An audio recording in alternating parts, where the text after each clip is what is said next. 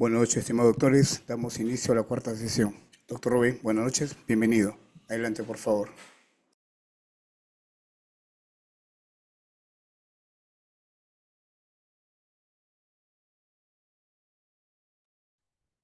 Sí, bien, buenas noches con todos. Gracias al doctor Henry Ventura por la invitación y gracias a ustedes también por permitirme dirigirme a esta tribuna para nuevamente continuar con el tema de la teoría del delito y en esta oportunidad con la teoría de la imputación objetiva. Brevemente, en primer lugar debo señalar que he revisado la primera parte de la jurisprudencia que me alcanzó el doctor Henry Ventura respecto del doctor Roy sobre un caso de homicidio con dolo eventual. Es interesante porque el tribunal, digamos, el juez español hace el tribunal en realidad hace un análisis respecto de la legítima defensa el medio insuperable. El tema de la legítima defensa y medio insuperable lo estudiaremos, lo aplicaremos en la sesión del miércoles y el viernes. Espero que puedan permitirme ustedes resumir brevemente esta sentencia para poder explicarla y debatirla con el doctor Roy. Y también para colgarla y para que todo el grupo lo pueda leer con anticipación. Por tanto, lo detallaremos, lo analizaremos, ya sería el miércoles o el viernes. Por lo pronto, quería tocar el tema de la imputación objetiva porque me parece importante para sellar el tema de la tipicidad, ¿no? El temario es el siguiente, y como unas ideas preliminares respecto de la tipicidad, la imputación objetiva que se estudia a nivel de la tipicidad, ¿no? Ya lo habíamos señalado inicialmente en estos cursos, que lo que estamos estudiando básicamente aquí es la teoría la teoría del delito, ¿no? Producto de la dogmática penal alemana de casi 200 años, ¿no? Esta teoría del delito tiene su base en un comportamiento humano como debe ser, un comportamiento humano voluntario, un comportamiento humano voluntario independientemente de que esa voluntad tenga una dirección como acción final de la teoría finalista. La base de la teoría del delito está en el comportamiento humano voluntario y a partir de aquí se agregan características de la conducta, ¿no? La tipicidad y la antijuricidad, básicamente, ¿no? Si tenemos una conducta humana voluntaria típica y antijurídica, definitivamente tenemos un injusto penal. Pero si en si la tipicidad y la antijuridicidad son características de la conducta, cuando hablamos de la culpabilidad, no se está desvalorando la conducta en sí. La culpabilidad no desvalora la conducta. La conducta es injusto. La culpabilidad desvalora, analiza al individuo, al sujeto. ¿No? Por tanto, no es que la culpabilidad desvalore al hecho, ni que la tipicidad y la antijuridicidad desvaloren al autor. No, no, no. La tipicidad y antijuridicidad son características de la conducta y solamente desvaloran la conducta, mientras que la culpabilidad desvalora al autor, ¿no? La culpabilidad desvalora al comportamiento en sí. Justamente el caso español que nos había compartido el doctor Roy habla sobre ese tema, ¿no? A nivel de la culpabilidad no se puede analizar dolo o culpa. La culpabilidad presupone ya, el análisis de la culpabilidad presupone ya un análisis de que tenemos un comportamiento humano voluntario, descartando, por ejemplo, fuerza física irresistible, movimientos reflejos o estados de inconsciencia, ¿no? Que son las causales o supuestos que excluyen un comportamiento humano voluntario, como lo habíamos señalado en las clases anteriores, ¿no? Eh, por tanto, si tenemos un comportamiento humano voluntario, tenemos que analizar, tenemos que empezar el análisis por la tipicidad, es decir, si este comportamiento humano voluntario se encuentra inmerso dentro de un tipo penal, y este tipo penal tiene dos caras.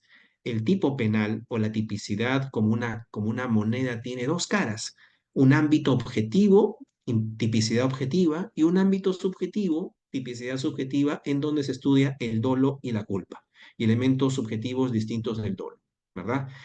Una vez que pasamos este análisis de tipicidad con aspectos objetivos y subjetivos, sobre todo el dolo y la culpa, es que entramos al análisis de si esa conducta está justificada, si esa conducta típica, que es indicio de antijuridicidad, encuentra algún tipo de justificación. Y es ahí que analizamos y estudiamos la legítima defensa del caso planteado por el doctor Roy. Si no lo tienen a la mano, voy a pedir al doctor Henry Ventura que digamos, que lo divulgue para que todos leamos el caso y lo podamos debatir el miércoles o el viernes, ¿no? Que son las últimas sesiones ya de esta parte general del derecho penal.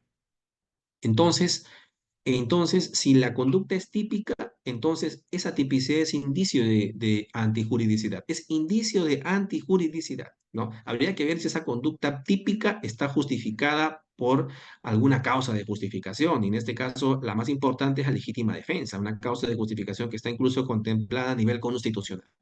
La legítima defensa tiene presupuestos, tiene requisitos. Una de ellas es la agresión ilegítima. Yo no puedo afectar bienes jurídicos sin antes tener ante mí o ser víctima de una agresión ilegítima. No cualquier agresión, tiene que ser una agresión ilegítima. Por ejemplo, yo no puedo alegar legítima defensa, y esto ya adelantándonos a la clase del miércoles, yo no podría alegar que actúe en legítima defensa. Sí, y tampoco podría decir que he sido víctima de una agresión ilegítima por parte de un policía que me estaba deteniendo porque había cometido un robo.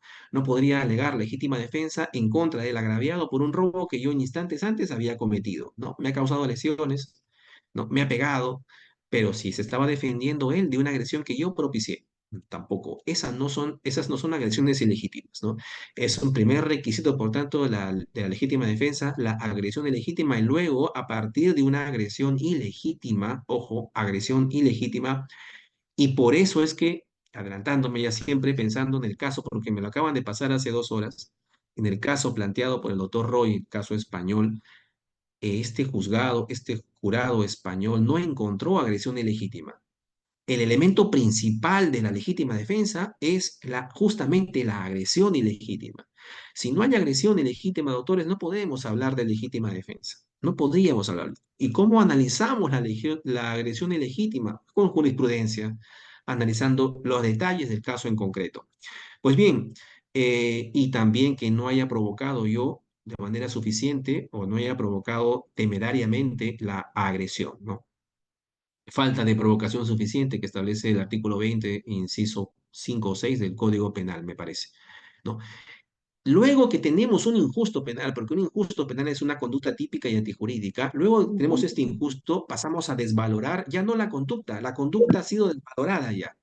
La conducta ha sido desvalorada con tipicidad y antijuridicidad. Ahora hay que desvalorar, hay que analizar ya no la conducta la dejamos de lado. La conducta la dejamos de lado. ¿Ya? Cuando analizamos la legítima defensa y descartamos un supuesto de legítima defensa, termina el análisis de la conducta.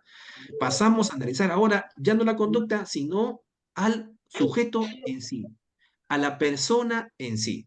Y en el caso nuevamente español que nos planteó el doctor Roy, se analiza justamente si el sujeto es culpable, si al sujeto le corresponde asumir una culpabilidad por el hecho cometido, por el hecho cometido. El hecho ya está intacto, con tipicidad, anticuricidad, terminamos el análisis de la conducta. Tenemos un injusto penal, no cabe duda de ello. Ahora pasamos a debatir la culpabilidad. La culpabilidad en sentido normativo, doctores, en sentido normativo utilizando criterios normativos. Y el criterio normativo que se utiliza es el criterio de si al sujeto, en un momento determinado, al sujeto que ha cometido un injusto penal, se le podía exigir una conducta conforme a derecho en ese contexto concreto, ¿no? Si a una persona se le puede exigir un comportamiento arreglado de derecho en un contexto determinado. Si se le podía exigir no cometer el delito, entonces, y pese a ello lo cometió, esa persona será culpable, será culpable. Ese es el criterio normativo de la culpabilidad, analizar la conducta del sujeto, analizar al sujeto en función de si se le era exigible un comportamiento conforme a derecho en ese momento determinado, ¿no? Además de otros requisitos que analizaremos en la culpabilidad, como la imputabilidad y el conocimiento potencial de la ilicitud de la conducta. Evidentemente, circunstancias que excluyen estos requisitos son, por ejemplo, para excluir la imputabilidad, tenemos supuestos que excluyen la imputabilidad, es decir, causas de inimputabilidad, como es lógico, ¿verdad? Y como causas de inimputabilidad tenemos entre las más importantes la anomalía psíquica, también grave alteración de la conciencia o las alteraciones de la percepción, además de la minoría de edad, aunque este último supuesto de la imputabilidad, y esto ya lo analizaremos en el viernes, hay que tomarlo con pinzas porque en el Perú las personas responden penalmente no a partir de la edad de 12 años, de 18 años, sino a partir de la edad de 14 años, ¿no? A partir de la edad de 14 años, ¿no? Porque de 14 a menos de 18, un menor de edad responde también penalmente, pero con medidas socioeducativas, que si bien no tienen nomen juris de pena, cumplen la misma finalidad preventiva especial, prevención especial positiva, ¿no?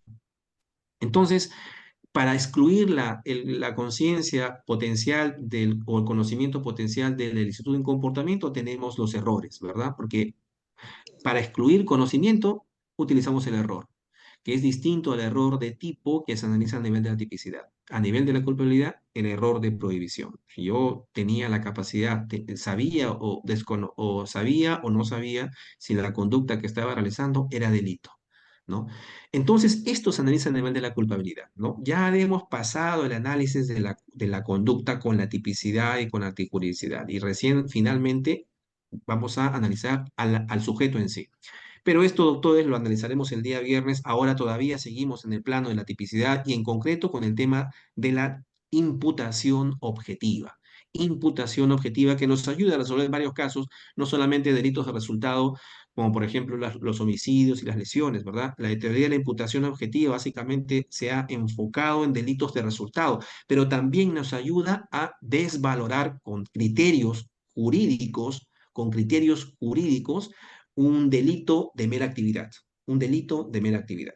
Vamos a empezar y esperemos terminar también en esta oportunidad esta imputación objetiva, porque son varios temas a tratar, ¿no? Y quiero abarcar estos 5 temas y brevemente lo vamos a hacer. Y rápidamente también. A ver, primero voy a desplazar esto. Bien, en primer lugar hay que hacer una distinción aquí y es una distinción clásica entre la acción la acción y el resultado producido por esta acción. Estos delitos de resultado tienen una importancia en el derecho penal porque algunas veces el derecho castiga la simple manifestación de voluntad, o sea, la simple manifestación de voluntad que es característica de un delito de mera actividad. Estamos hablando de que se castiga no la voluntad, sino la manifestación, que es la conducta en sí, de voluntad, un delito de mera actividad. Y otras veces el derecho penal castiga delitos de resultado, en donde esa conducta propicia, esa conducta causa a nivel de causalismo, esa conducta es riesgosa y con ese riesgo se materializa en un resultado determinado, ¿no? Por ejemplo, los delitos de homicidio y los delitos de lesiones son típicos delitos de resultado, porque a una conducta riesgosa le sigue inmediatamente un resultado lesivo que es el que se quiere evitar con el delito en sí. La muerte es la que se quiere evitar digamos, con el delito de homicidio. Las lesiones a la integridad física son los resultados que se quieren evitar con el delito de lesiones del artículo 121 del Código Penal. Por ejemplo, y acá les planteé un caso para más o menos entrar a tallar en que esta imputación objetiva básicamente sirve para atribuir un resultado a una conducta previa. Si tenemos el supuesto de una persona que quiere producir la muerte de otra, por ejemplo, de un empleado, A es el empleador que quiere matar a su empleado B, pero no va a utilizar un arma, tampoco va a utilizar un cuchillo.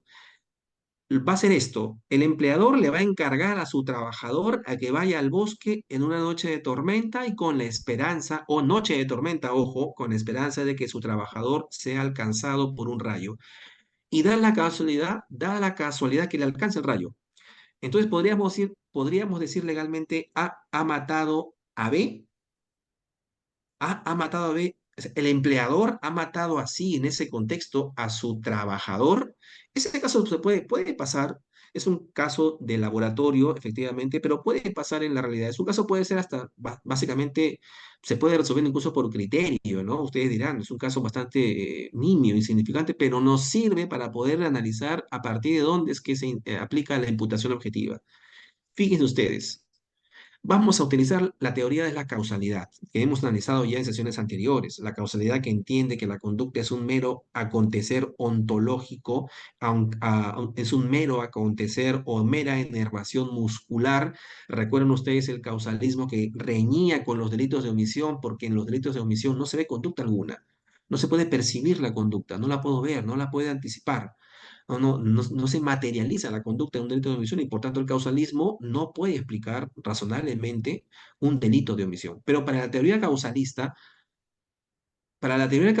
se establece una relación física material entre la acción de un sujeto, por ejemplo, el disparar un arma y el resultado producido, la muerte de la persona a quien le cae el disparo del arma que yo acabo de eh, y disparar, ¿verdad? Entonces, para el causalismo hay una relación física material entre la conducta y el resultado. La conducta que es entendida como una acción y el resultado que es entendida como resultado producido. Es decir, hay una conexión causal. Pero a diferencia de esta causalidad, la imputación ya es un criterio normativo. La imputación ya no es un criterio, ya no se utiliza o ya no tiene que ver básicamente con criterios causalistas, con criterios de biología, ciencias de la naturaleza. No. La imputación implica una atribución del resultado a la conducta previa del sujeto. Para la imputación no es necesario una relación física. No es necesaria una relación física, no una relación físico-material entre la conducta y el resultado, sino una relación jurídica, como lo vamos a ver seguidamente, un criterio jurídico para atribuir un resultado o muerte a la conducta previa de un sujeto es básicamente la teoría del riesgo postulada por Klaus Roxin. Esa teoría del riesgo nos sirve como teoría normativa, como teoría jurídica para atribuir un resultado, en este caso la muerte, a una conducta previa del sujeto. ¿Vamos a dejar de lado, por tanto, la problemática naturalística? No. Para, en el análisis de la imputación objetiva siempre vamos a iniciar con un filtro de causalidad, con un filtro de causalidad. Definitivamente, tenemos el caso, por ejemplo, del disparo con arma, ¿no?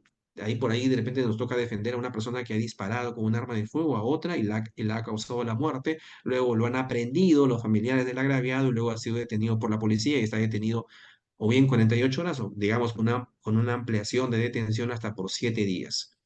En ese caso tenemos que defenderlo. Y no cabe duda de que hay una relación físico-material entre la conducta del disparo y la muerte del sujeto, ¿no? Lo han visto disparar, el arma la han encontrado. Por pericia seguramente vamos a detectar que el proyectil extraído del cuerpo de la víctima proviene del arma de fuego encontrada en el lugar o encontrada al detenido y por ahí, por tanto, a nivel de la causalidad, ese filtro lo ha superado, el hecho que se estamos planteando.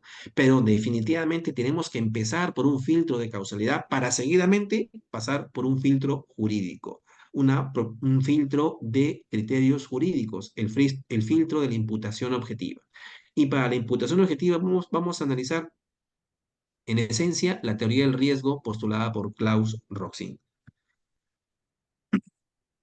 Aquí conviene hacer una breve revisión de las teorías de la causalidad, no todas, no la vamos a hacer digamos, con el detenimiento que lo hicimos en las clases anteriores, no, vamos básicamente a enfocarnos en lo que nos interesa a efectos de la imputación objetiva. Estas teorías de la causalidad, doctores, empiezan a fines del siglo XVIII por influencias del positivismo naturalista, como ya lo hemos visto. ¿Qué indica el positivismo naturalista? Y acá vamos a recordar lo que ya hemos escuchado. Todo se puede explicar de manera científica. Y para esto vamos a traer a nivel del derecho las leyes de la naturaleza, para explicar absolutamente todo.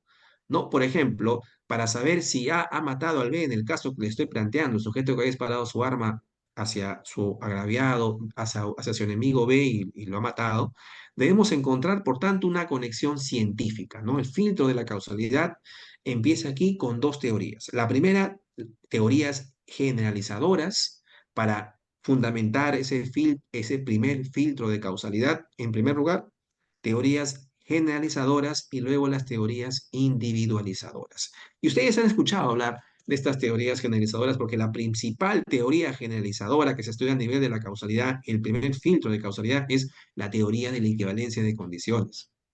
Aplicamos la teoría de la equivalencia de condiciones, que es una de las teorías generalizadoras más importantes, cuando señala que serán causa del resultado todas las condiciones que contribuyan a su producción. Aplica la teoría generalizadora las fórmulas de supresión hipotética o de la conditio sine qua non. ¿Cuándo yo podré saber que una condición es causa del resultado? Cuando desapareciendo hipotéticamente esa condición, no se produce el resultado, ¿no? Si no se produce el resultado, desapareciendo esa condición será, por tanto, como conclusión, causa del resultado muerte. Si desaparezco el disparo de mi patrocinado detenido por 7 días, en el caso planteado hace un momento, mentalmente, hipotéticamente va a desaparecer la muerte. Sí, porque él le disparó. Por tanto, ese disparo de mi patrocinado será causa del resultado muerte. Pero hay un problema con las teorías generalizadoras, sobre todo con la teoría de la equivalencia de condiciones. ¿Por qué? Porque también podríamos decir que si desaparecemos mentalmente el arma, hipotéticamente el arma también desaparece el resultado de muerte. O si desaparezco al tirador, también desaparece el resultado de muerte. Por tanto, la teoría de la equivalencia de condiciones termina por considerar como causa todas las condiciones al infinito de ese comportamiento. Podríamos terminar considerando como causa del comportamiento, causa del resultado muerte, incluso el hecho de procrear al fabricante del arma. La conducta del fabricante del arma en vender o propiciar, entregar el arma al que finalmente termina disparando. El padre del que disparó el arma. El hecho de procrear al tirador. Todo eso sería causa del comportamiento de muerte. Y por tanto, estas teorías son, si bien causalistas, no sirven, no nos dan un resultado certero, no hay fiabilidad en cuanto a saber a qué comportamientos, entendidos como causas, podemos atribuirle el resultado muerte de esta persona. ¿Cuáles son los problemas, por tanto, de la teoría de equivalencia de condiciones? La regresión al infinito. Vamos a regresar al infinito. Todo lo que hace anterior al comportamiento, disparo, va a terminar siendo causa de resultado, lo que es insatisfactorio. Hay cursos causales no verificables. ¿Cuándo se da un curso causal no verificable? Por ejemplo, cuando hay una ausencia de ley científica que nos explique la conexión causal entre un hecho y el resultado. Por ejemplo, ante productos defectuosos que aparentemente han causado lesiones o muerte de consumidores. Ahí cuando no podamos explicar científicamente, ¿no? Si una conducta propició un resultado de muerte, por ejemplo, si una empresa nacional distribuyera un producto novedoso alimenticio para las personas y a partir de ahí, de todos los consumidores, tenemos un 20% que han sido afectados, han tenido una afección y no hay certeza científica de que ese 20% de las personas hayan sido afectadas a consecuencia del producto novedoso lanzado al mercado.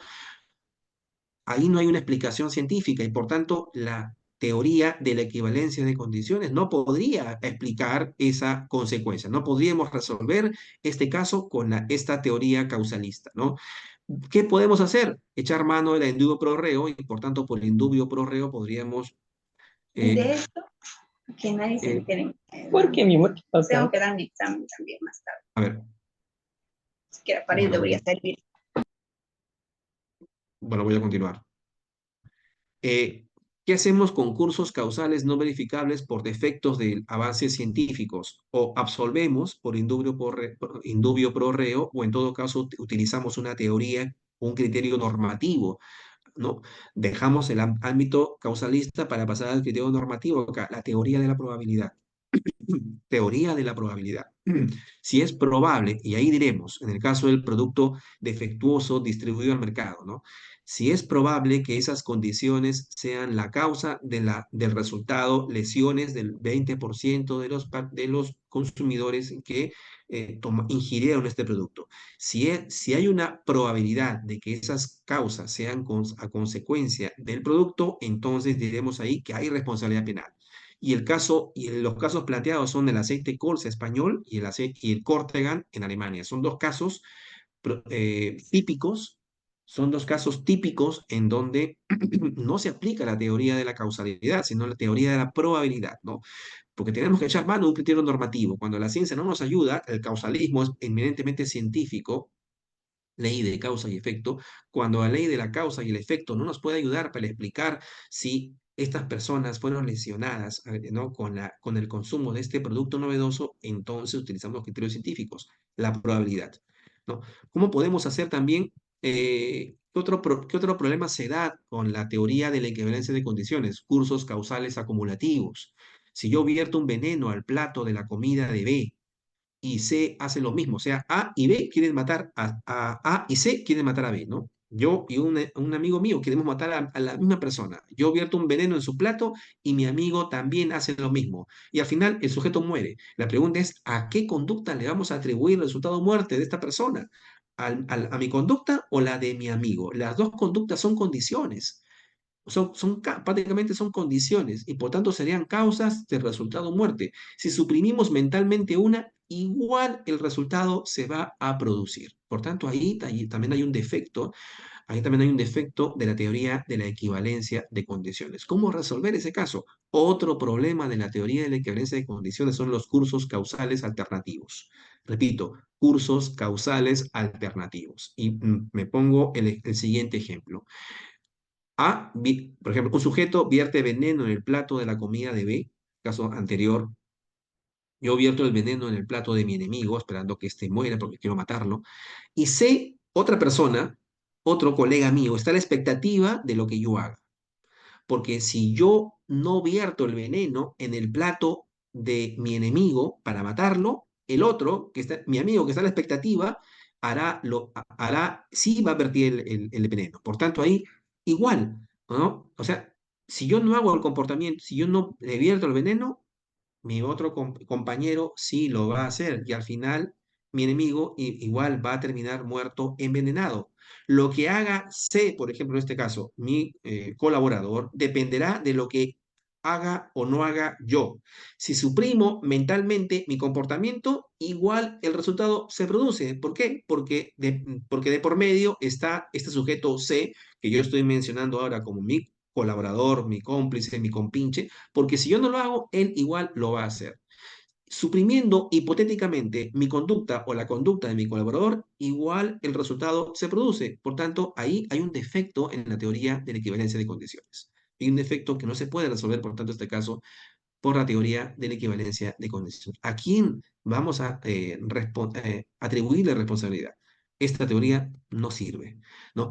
Luego tenemos una teoría de la adecuación social, ¿no? Con estos problemas que tiene la teoría de la equivalencia de condiciones, nos dijimos, no vamos a aplicar esta teoría porque en realidad todas las condiciones anteriores al infinito van a ser causas de resultado. Vamos a elegir solamente las que sean más adecuadas, aquellas condiciones que sean adecuadas al resultado muerte. ¿Es adecuada para producir la muerte por un disparo el hecho del disparo? Definitivamente que sí. ¿No? Por tanto, hay que discriminar aquí. No cualquier condición es causa del resultado, sino, repito, una causa, una condición adecuada para la producción del resultado muerte. El disparar es una causa adecuada para el resultado muerte y por tanto ese será causa de resultado. Pero siempre estamos dentro de las teorías causalistas, porque el criterio de la causalidad adecuada o la adecuación social es un criterio causalista, como ya lo hemos estudiado en algún momento. En realidad, el juicio de adecuación, más que causalista, es un juicio de previsibilidad o un juicio de peligro, acercándonos ya a un criterio de conducta riesgosa. Fíjense ustedes, doctores, fíjense ustedes que ya analizando esta teoría de la adecuación social que digamos que subyace o está dentro de lo que es el causalismo, ya nos estamos acercando un poco a criterios, dejando de lado criterios causalistas y estamos acercándonos un poco más a utilizar criterios normativos, criterios jurídicos, porque este juicio de previsibilidad es también un juicio normativo. ¿Es previsible que procrear a un hijo al mundo cause el resultado de muerte de un tercero a mano de ese hijo? No. ¿No? Por tanto, ahí no le podemos aplicar responsabilidad a la madre que engendró a una persona que termina disparando su arma y matando a otra. No, esa, aplicando un juicio de previsibilidad, esa condición no es adecuada para el resultado muerte. ¿Es previsible, me pregunto, que el disparar el arma contra B le cause la muerte? Sí, es previsible. ¿Es adecuada? Lo es. Y por tanto, esa condición será causa de resultado muerte. Por tanto, esa condición, esa sí es causa y será reprimida penalmente. El disparar, me refiero. Luego diremos con esta teoría de la adecuación social que todas las que son causas, las condiciones que sean peligrosas de cara al resultado lesivo, es decir, que sean riesgosas. Pero en el caso número uno, y el caso, repito, el caso que nos habíamos planteado inicialmente, y lo voy a poner aquí, el caso del empleador que en noche de tormenta le encarga a su trabajador a que vaya al bosque en noche de tormenta con la esperanza de que por la tormenta su trabajador sea alcanzado por un rayo, y así sucede. La pregunta es, ¿responderá penalmente? En el caso planteado, utilizando la teoría de la adecuación social, era previsible para el empleador que se produzca el resultado muerte del trabajador, en ese caso planteado. La respuesta va a ser afirmativa, porque estamos hablando que era una noche de tormenta. Entonces, era previsible, repito, escuchen bien la terminología, ¿era previsible que en noche de tormenta caiga un rayo? Sí, era previsible. ¿No? Y por tanto, si le era previsible al empleador y pese a ello mandó a su trabajador al bosque en una noche de tormenta con la esperanza de que le caiga un rayo y le cayó, entonces diremos que sí, al empleador le era previsible y por tanto el enviar al trabajador será una causa de resultado muerte aplicando la teoría de la adecuación social siempre causalista. Sin embargo, podríamos decir ahí, doctores, aplicando un criterio, no sentido común. ¿Responderá penalmente ese empleador? La respuesta es negativa. La respuesta es negativa. Entonces, la teoría causalista de la adecuación social, a pesar de que tiene un juicio de previsibilidad, no nos satisface, no sirve para poder atribuir o imputar un resultado lesivo a una conducta previa. Es necesario, por tanto, y aquí empezamos ya a utilizar criterios normativos. Es necesario utilizar criterios normativos para aplicar ese resultado a una conducta previa. ¿Qué es, por tanto, la teoría de la imputación objetiva? Es una herramienta normativa, simple normativa, para delimitar los alcances del tipo objetivo en un delito determinado, en este caso, delitos de resultado. No es una técnica para ampliar los límites del tipo objetivo, sino es una técnica que sirve para delimitar, sirve como un filtro jurídico penal. Así como para atribuir un resultado a un comportamiento previo, utilizamos, en primer lugar, el filtro causalista, el filtro de la causalidad. Tenemos que, después de eso, tener otro filtro, un filtro de certeza, un filtro jurídico para poder atribuir ese resultado a un comportamiento previo. Esta teoría de la imputación objetiva de autores no tiene un reconocimiento expreso en nuestra normativa. El Código Penal no lo regula, está regulado de manera expresa. Es un principio supralegal, está por encima de la ley. Es un método de interpretación restringida de la ley penal fundado en razones sistemáticas de diverso orden, ¿no? La causalidad es el primer filtro y es un criterio ontológico. Pertenece al mundo del ser, que mira al pasado y permite la reconstrucción de un evento anterior, ¿no? Le hemos dicho, ¿no? Primero vamos a utilizar el filtro de la causalidad, un filtro causalista. En cambio, superado el filtro causalista, necesitamos esta teoría de la imputación objetiva, que es un principio normativo que pertenece al deber ser y mira al futuro e implica un juicio prospectivo. La causalidad, si bien responde a la pregunta, ¿qué pasó acá en este caso? ¿Qué pasó? La imputación objetiva no responde a esta pregunta de lo que pasó, sino la imputación objetiva responde a la pregunta, ¿quién es el responsable? ¿A quién se le debe atribuir el resultado ¿no? Al resultado lesivo? ¿Quién debe responder por el hecho del pasado? Esa es la pregunta que se hace esta teoría de la imputación objetiva. Por ejemplo, si yo mato si yo conduciendo mi vehículo atropello a un peatón, ¿no? Manejando mi vehículo de noche, pero a una velocidad permitida en la carretera Panamericana Sur y observando todas las reglas de conducción.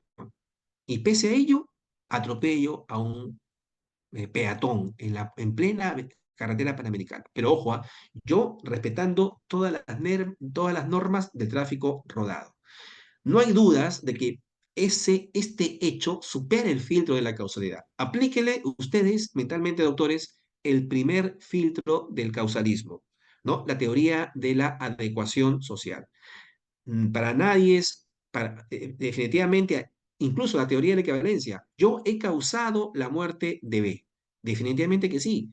Ojo, aplicando la teoría de la causalidad, sí, porque me era previsible para mí atropellar y causar la muerte de alguien, sí, porque la actividad del tráfico rodado es una actividad peligrosa.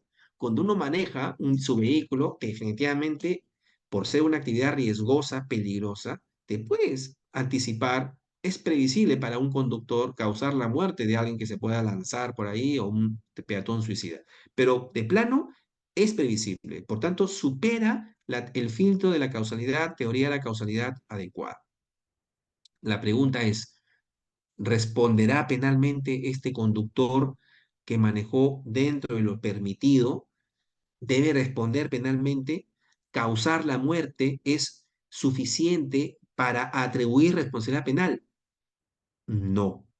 Con la imputación objetiva se abandona una teoría descriptiva del delito en el que la aplicación de la ley se reduce a simples verificaciones o a un mero test sobre la concurrencia de elementos del tipo y se asume una teoría normativa, una teoría de la imputación en la que cada elemento del delito se interpreta o se le dota de contenido conforme a criterios normativos, a criterios normativos.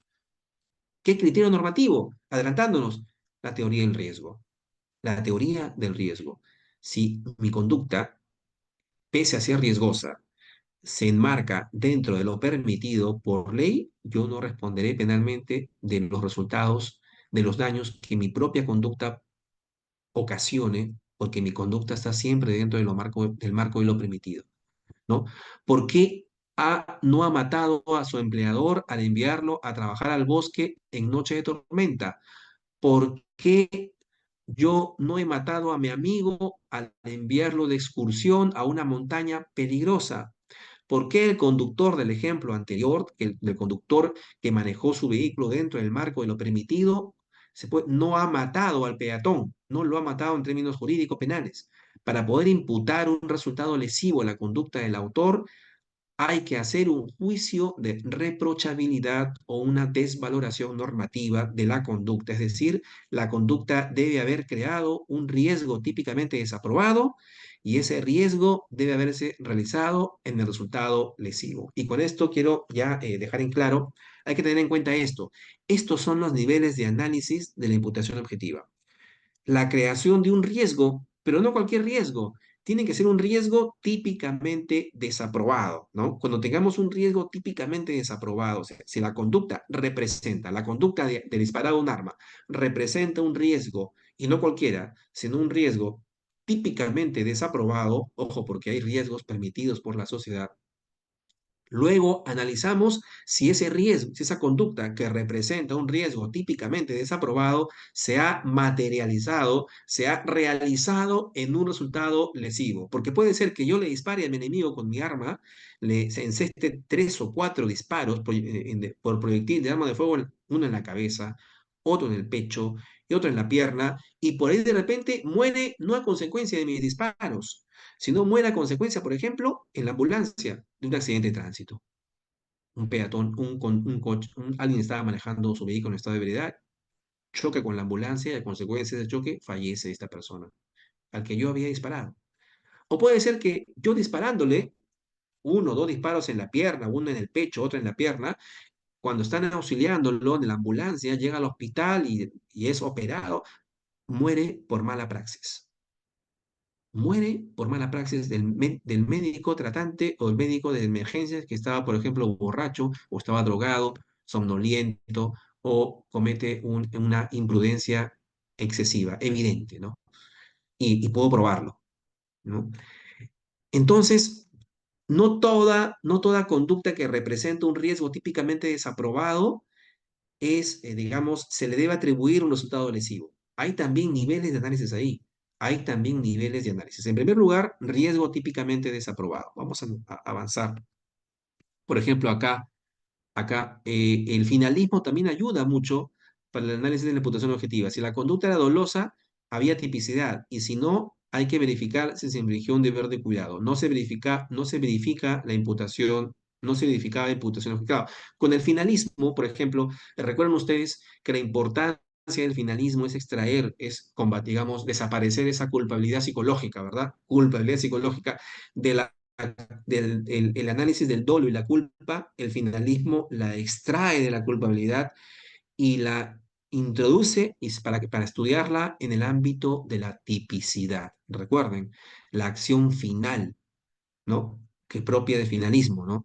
Para el finalismo, solamente el delito implicaba una conducta dolosa y se habría tipicidad. Si la conducta encuadra en un tipo penal, y eso era todo. Y si es una conducta culposa, si el sujeto infringió un deber de cuidado, y eso era todo el análisis del finalismo. Para el finalismo no existía una teoría de la imputación objetiva como la estamos analizando actualmente, como la estamos viendo ahorita en este momento. ¿No? Ahora, como mencioné, riesgo típicamente desaprobado. Las etapas del análisis del riesgo típicamente desaprobado son tres. En primer lugar, tengo que utilizar el filtro del causalismo, el filtro causal. La causación del resultado aplicando la teoría de la equivalencia de condiciones. La primera teoría que tengo que aplicar es la teoría de la equivalencia de condiciones, definitivamente, ¿no? Para el primer filtro, para establecer si hay una conducta riesgosa. Luego, tengo que estudiar la teoría de la adecuación y la teoría del riesgo. Tengo que analizar, en primer lugar, si la conducta representa un riesgo. Y para establecer si una conducta es riesgosa, ojo, riesgosa sin más, no lo estamos agregando lo típicamente desaprobado, no. Para analizar si una conducta es riesgosa sin más, tendremos que aplicar la teoría de la adecuación social, también teoría causalista.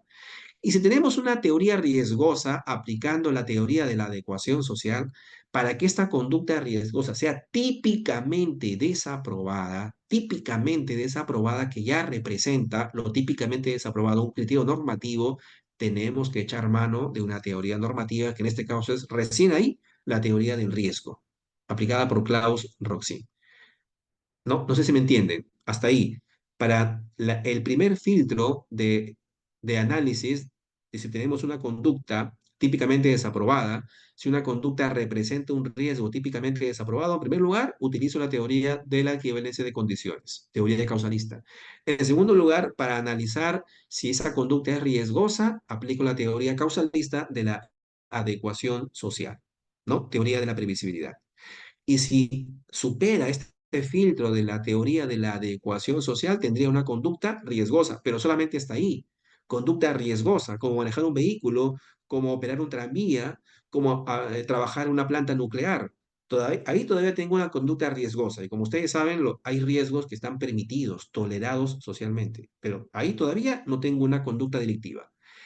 Luego, para establecer si esa conducta riesgosa es típicamente relevante, típicamente desaprobada, aplico recién una teoría jurídica, que es la teoría del riesgo permitido, riesgo prohibido, principios de confianza, entre otras que vamos a ver seguidamente. Y finalmente, el análisis es si esta conducta riesgosa, típicamente desaprobada, se ha realizado en el resultado típico muerte o lesiones. Pero ese tercer punto ya pasa al segundo nivel de análisis, ¿no? Tenemos, por tanto, que analizar si una conducta representa un riesgo y si ese riesgo es típicamente desaprobado. Espero que me siga. Primero, ¿cómo analizamos si una conducta es riesgosa? Teoría de la previsibilidad, teoría de la adecuación social, causalismos, ¿no? Por ejemplo, y acá hay que estudiar hasta 4 puntos, ¿no? Tenemos, sí, 4 puntos en la teoría, en cuándo saber si una conducta es riesgosa. Tenemos que tomar en consideración conocimientos ex ante. ¿A qué me refiero con esto? Conocimientos de la gente. Por ejemplo, si yo invito al parque a un amigo, pero yo desconocía que en el parque había una bomba que termina por explosionar y matar a mi amigo, entonces yo desconocía eso. Yo desconocía y por ende la conducta ex ante no es riesgosa. El enviar a un amigo en ese contexto para un contexto en el que yo no tenía conocimiento no es riesgosa o peligrosa. Por tanto, ahí no supera el filtro de la adecuación social y por tanto no es conducta delictiva, ¿no? Tenemos que utilizar conocimientos ex ante, pero si yo sabía que esa noche en donde mando a mi empleado a que vaya al bosque, era una noche de tormenta y que por tanto me era previsible que le vaya a caer un rayo, entonces ahí sí mi conducta de mandar a mi empleado al bosque en noche de tormenta sí es riesgosa. Supera el conocimiento ex ante. Además, hay que utilizar conocimientos del espectador objetivo para saber si una conducta es, digamos, riesgosa, aplicando la teoría de la adecuación social. Conocimientos del espectador objetivo. Por ejemplo, si un padre despistado deja lejía al alcance de su hijo de 2 años, y su hijo de 2 años, fíjense ustedes, toma esta lejía, fatalmente la toma, se la toma, la ingiere y muere.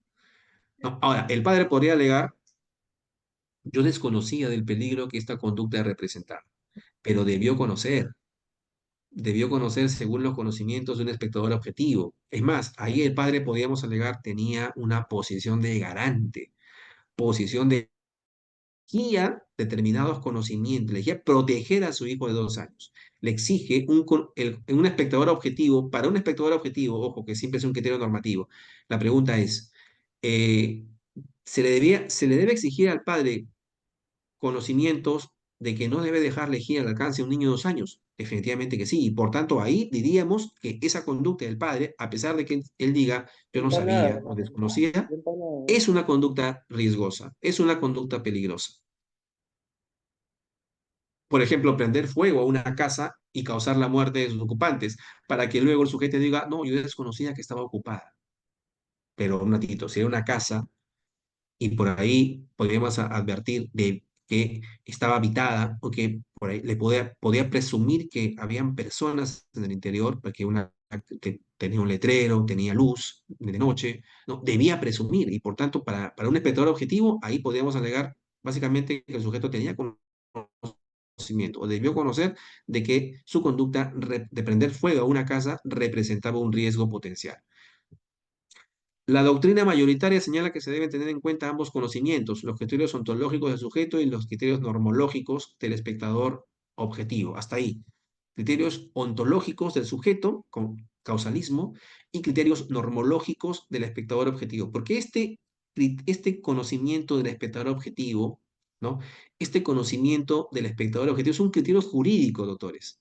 Es un criterio jurídico. Estamos empezando ya acá a utilizar criterios jurídico-penales para atribuir responsabilidad, ¿no? Por lo pronto aquí, para considerar que una conducta es riesgosa.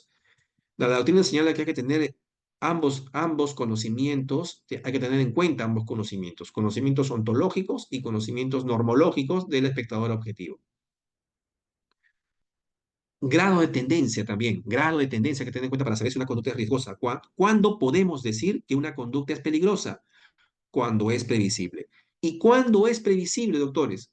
Porque prácticamente todo sería previsible. ¿Qué dice English en este aspecto? Hay que tener en cuenta el mínimo grado de peligro. Si la peligrosidad de la conducta es muy baja, podemos decir que está dentro del riesgo permitido. Solo diremos que una conducta no es peligrosa cuando sea muy poco previsible, ¿no? Una conducta no es peligrosa y por tanto se descarta la relevancia penal de esa conducta cuando es muy poco previsible que lo sea, ¿no? El resultado es muy poco previsible. Yo disparo mi escopeta, A dispara su escopeta a B a una distancia de muchos metros. A lo mejor la probabilidad de que se cierne es de que acierte, perdón, la probabilidad de que A acierte con su tiro de escopeta a B es mínima, pero igual lo vamos a desvalorar, es decir, igual es peligrosa, porque no llega a ser muy poco previsible que le cause, no es una conducta peligrosa. Por tanto, por más de que sea cierta a muchos metros de distancia, si yo le estoy disparando a una persona a muchos metros de distancia, también es previsible que le pueda causar un resultado, pero es muy poco previsible que alcance, que sea peligrosa para esta persona. No, no es así. Igual sigue siendo previsible. Por tanto, ahí podríamos decir que esa conducta es peligrosa. Y también hay que analizar el resultado lesivo en abstracto. El resultado lesivo en abstracto, sin importar que, por ejemplo, si yo disparo contra B, eso no quiere decir que si B muere en la ambulancia o en el hospital a causa de una mala praxis, eso no quiere decir que mi conducta no haya sido riesgosa o no haya sido peligrosa. El análisis que estamos haciendo en el nivel de la conducta, si es riesgosa o no, es un análisis en abstracto independientemente del resultado lesivo. Todavía no tocamos el resultado. Todavía no lo analizamos, solamente estábamos analizando la conducta en sí. Y todavía estamos analizando si es riesgosa solamente, si es riesgosa únicamente, no si es típicamente relevante.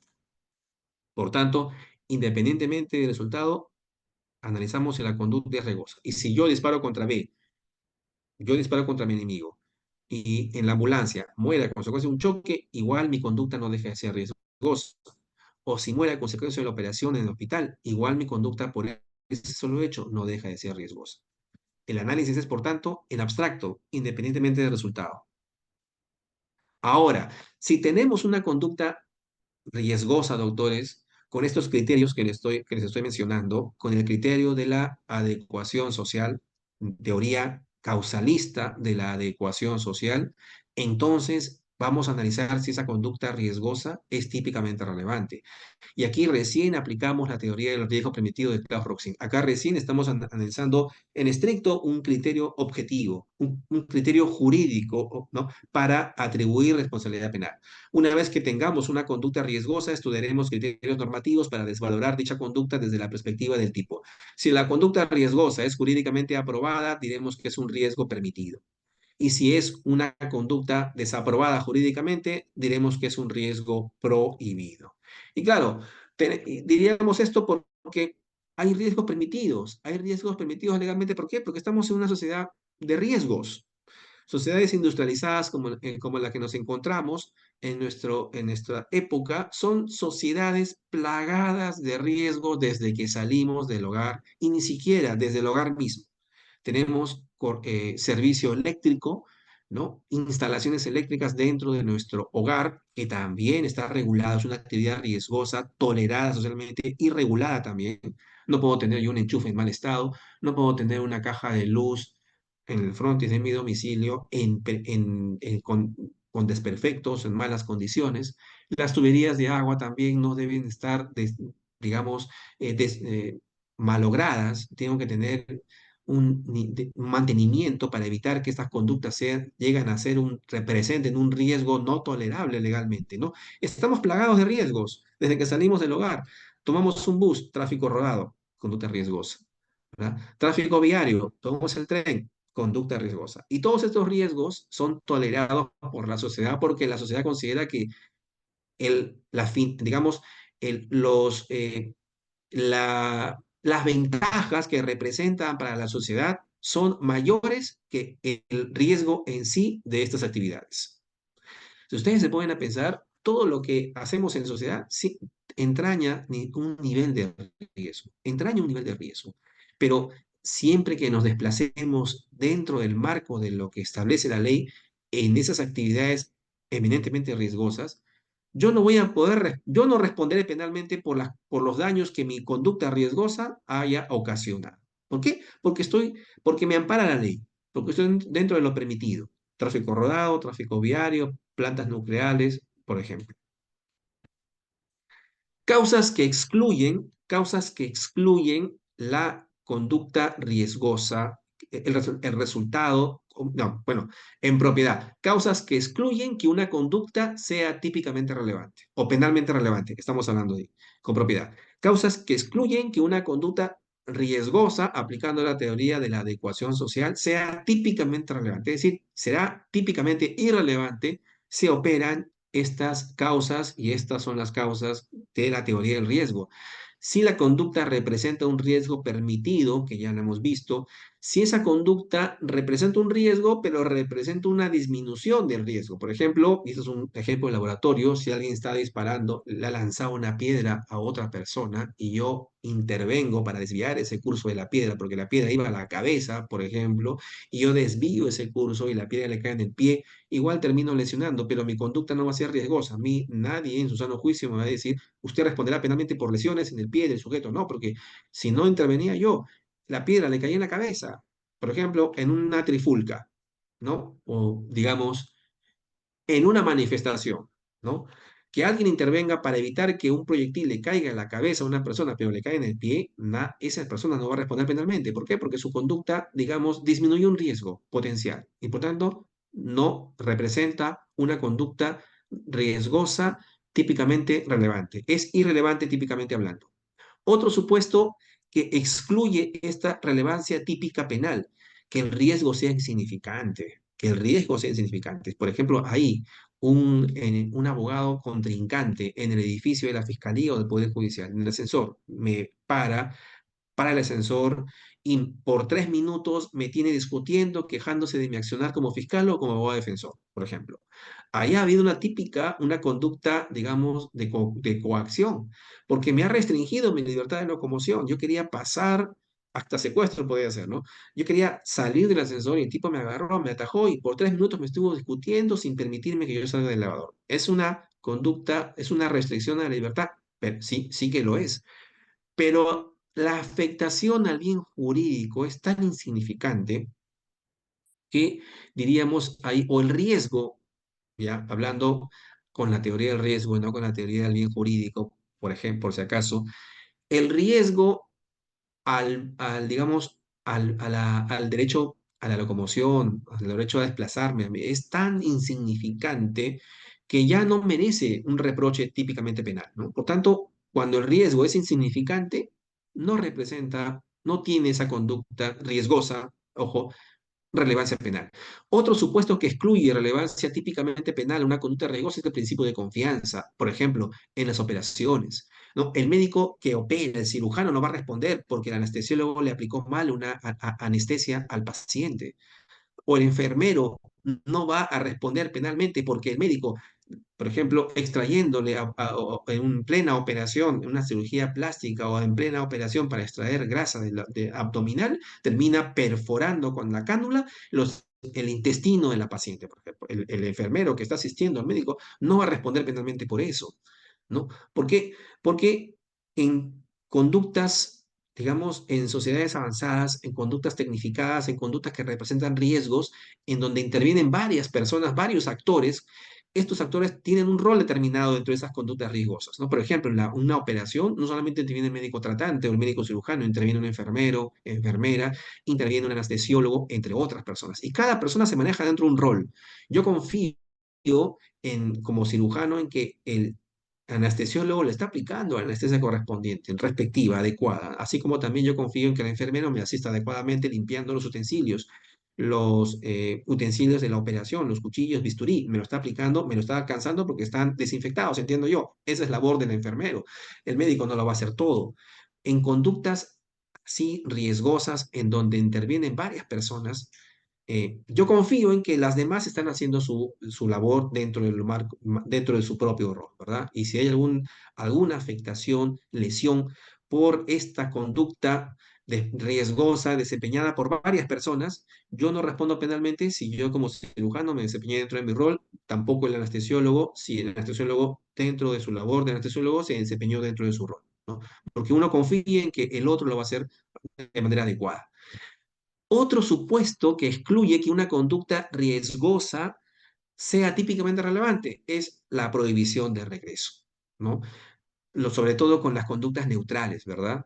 La prohibición de regreso es una conducta, es un principio que básicamente busca excluir de responsabilidad los comportamientos de colaboración, de ayuda, de auxilio, o en todo caso que buscan colaborar con la actividad delictiva de otro.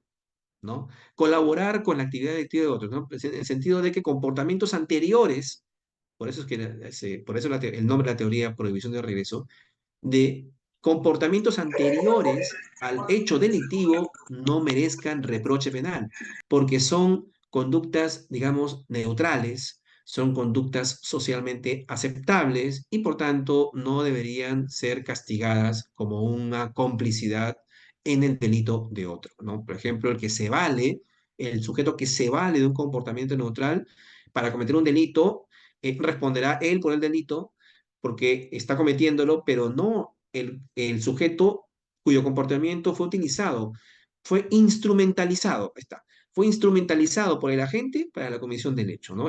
Por ejemplo, si yo tomo un taxi para dirigirme al tribunal o a la casa de mi esposo, tomo un taxi para dirigirme de regreso a mi casa, porque yo sé que mi esposa está con su amante, por ejemplo, ¿no? O yo soy una abogada y estoy dirigiéndome, para poner el otro ejemplo, por favor, no se sientan, no quiero, digamos, herir susceptibilidades, pero si por ahí de repente una abogada toma un taxi para regresar a su casa porque su esposo está con su amante, ¿no? E incluso tiene arma de fuego. Yo tengo el arma de fuego. Yo le digo al taxista, por favor, diríjanse a mi casa. En este momento mi esposa está con este sujeto. Voy a agarrarlos, voy a dispararles. El taxista puede saber incluso lo que va a cometer el sujeto, lo que yo voy a hacer. Sin embargo, yo me valgo de un comportamiento neutral, un comportamiento dentro del ámbito del rol del taxista para poder, digamos, cometer este delito. Y luego, si lo cometo, eso no quiere decir que el taxista, dentro de su rol de taxista, vaya a responder penalmente por mi conducta delictiva. Vaya a responder penalmente en el sentido de que no como autor, evidentemente que no, sentido común. Como cómplice, no va a responder como cómplice de un homicidio o un feminicidio, ¿no? O un parricidio, como quieran ustedes llamarlo, porque es una conducta adecuada socialmente, es una conducta enmarcada dentro de un rol. Pero definitivamente no será rol de taxista el hecho de que el taxista recoja a un sujeto a las 3 de la madrugada, luego a otro sujeto a las 3:15 de la madrugada, luego a un tercer sujeto a las 3:40 de la madrugada y esté luego dirigiéndose al frontis de la casa del vecino agraviado mientras los sujetos están desvalijando la casa. Y luego meten las cosas al taxi y luego está huyendo del lugar, viene un patrullero, viene un serenazgo, le da la voz de alerta, el sujeto acelera, quiere evadirlos, luego es interceptado y luego dice, no, yo cumplía la labor de taxista. No. Ahí, digamos, analizando el contexto de la conducta, diríamos que ahí no es una labor de taxista. Ha desaparecido su rol ahí. Su rol de taxista es difícilmente alegable y por tanto ahí diríamos que hay incluso una coautoría en delito de robo. Y un otro supuesto que excluye la desaprobación de una conducta riesgosa es la imputación a la víctima. Imputación a la víctima, ¿no? Luego de que analicemos estos criterios que excluyen la desaprobación de una conducta riesgosa, me refiero a una desaprobación típicamente penal, por si acaso, autores, recién analizaremos criterios jurídicos históricamente tratados también, y eso es importante, y va a ser muy interesante que lo veamos, para, digamos, establecer si le podemos atribuir un resultado muerte a una conducta previa riesgosa típicamente desaprobada, ¿no? Y ahí vamos a utilizar varios criterios o teorías que se han esbozado en algún momento histórico y que ustedes seguramente lo han visto. La teoría de la previsibilidad, la teoría del aumento, del incremento del riesgo y la última teoría que es la más utilizada, que es, y que utiliza la Corte Suprema, dicho sea de paso, que en la teoría del nexo causal, de la ruptura, del quebrantamiento del nexo causal, ¿no? Claro, estamos utilizando una teoría que hace alusión a un término causalismo, ¿verdad? Porque el causalismo nunca lo vamos a dejar de lado, autores. Recuerden ustedes que estas teorías causalistas, teorías finalistas, teorías funcionalistas que hemos analizado hasta el momento, no están plasmadas en el Código Penal, no están definidas, son un criterio de interpretación que utilizamos de nuestro Código Penal. Son criterios, sí, para interpretar de alguna manera lo que dice el texto jurídico penal, para resolver casos en concreto, ¿no? En algún momento utilizaremos una teoría eh, finalista. Cuando analicemos una conducta si tiene dolo o culpa, sí, cuando analizamos si una conducta es dolosa o culposa, estamos echando mano de una corriente del derecho que se conoce como el finalismo, porque el finalismo justamente introdujo el dolo y la culpa a nivel de la tipicidad. ¿Ve? Aunque no lo tengamos en cuenta, estamos echando mano de una teoría finalista. Y cuando analicemos los criterios de imputación objetiva, el primer filtro es el filtro causalista. Estamos echando mano todavía de una corriente antigua del derecho penal que es el causalismo normativista, causalismo normativista, naturalista o causalismo valorativo, ¿no? Dependerá del caso en concreto, pero sí, todavía echamos mano de teorías causalistas. Y en algún momento también vamos a tener que echar mano, sobre todo en los delitos de peligro, de teorías funcionalistas, ¿no? En donde entiendan al delito como un quebrantamiento de expectativas normativas, cuando entiendan al delito en función de ataque el delito no a bienes jurídicos, sino el ataque a un sistema normativo, a expectativas que tienen los integrantes de una sociedad de que en esa sociedad todos van a respetar las normas, ¿no? Por tanto, siempre vamos a echar mano de una que otra teoría a lo largo de esto, de un estudio que se haga del derecho penal. Estas teorías, doctores, estos supuestos que excluyen la desaprobación de una conducta y con ejemplos los veremos ya en la sesión anterior, el día miércoles, al igual que la antijuridicidad, ¿no? Que como yo les he mencionado, es una conducta típica, es indicio de antijuridicidad, ¿no? Habría que ver si una conducta típica está jurídicamente justificada y ahí analizaremos, entre otras, la legítima defensa, analizaremos esta causa de justificación del estado de necesidad justificante, donde se utiliza la ponderación a diferencia del estado de necesidad exculpante, donde no hay ponderación.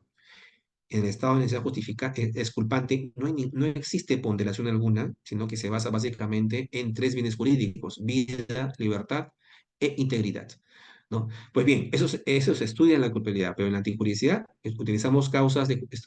analizamos causas que excluyen la antijuridicidad de una conducta y una de ellas es la legítima defensa, estado de necesidad justificante, el consentimiento también y obrar por mandato, obrar en el ejercicio de un derecho, mandato o cargo también, ¿no? Y que muchos dicen que debería ser una causa de atipicidad, pero que la doctrina y la Corte Suprema todavía la mantienen como una causa de justificación.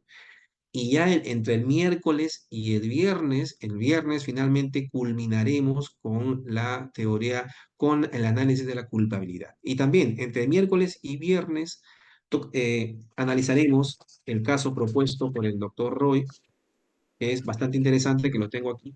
No lo he terminado de leer, pero me gustaría que lo debatamos, que lo podamos leer para el día de miércoles, todos, hasta el miércoles y también el viernes para poder debatirlo, doctores. Hasta ahí nomás por el día de hoy. Agradezco, doctor Henry. Lamento Doc- no poder sí, acabar, pero por cuestiones de tiempo quisiera continuar el miércoles, ¿no? sí. Gracias a Doctor Rubén, todos. gracias, doctor Rubén. Doctores, gracias. Solamente una consulta. El miércoles es feriado, primer día del trabajador. No sé si depende de usted y aquí los estudiantes, Ah, no sé, para el jueves, no sé cómo es un día de trabajador y ya, claro, por supuesto, porque jueves y viernes, yo doctores, no sé si entiendo. están de acuerdo.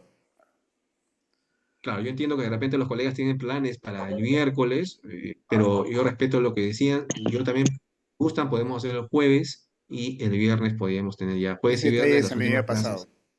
¿Está bien, Sí. doctores? Me confirma por el interno, ¿sí? Listo, doctores. Entonces damos concluida la sesión y bueno, hasta el próximo miércoles jueves. Gracias, doctor Rubén. Buenas noches con Muchas todos. Está bien. gracias. Gracias, doctor Gracias, Henry. Buenas gracias. noches. Buenas Gracias a noches. todos. Gracias. Buenas noches. Buenas noches. Hasta luego. Buenas noches.